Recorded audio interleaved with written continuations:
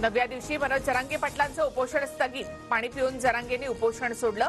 ज्यांनी त्रास दिला त्या सर्वांना सरळ करणार, जरांगेंचा इशारा। जरांगे अनेक वेळा उपोषण करतात आणि सोडतात। रोज मरे त्याला कोण रडी। हिम्मत असेल तर 288 जागा लढा। छगन भुजबळांचं जरांगेंना आव्हान।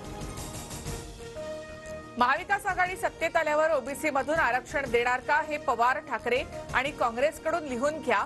संभाजीनगरमधील भाजप बैठकीत फडणवीसांचं जरांगेंना आव्हान। ठाकरे गट, पवार गट आणि काँग्रेसचे कार्यकर्ते फोडा आणि आपल्याकडे जोडा। नाशिकमधील भाजपच्या बैठकीत अमित शहांच्या कार्यकर्त्यांना सूचना। नागपुरात काल एक बाजार गुंडा आम्हाला संपवण्याची भाषा करून गेला। हिम्मत असेल तर येऊन बघ, महाराष्ट्र कुणाला संपवतो ते बघून घेऊ। उद्धव ठाकरे यांचं अमित शहांना आव्हान।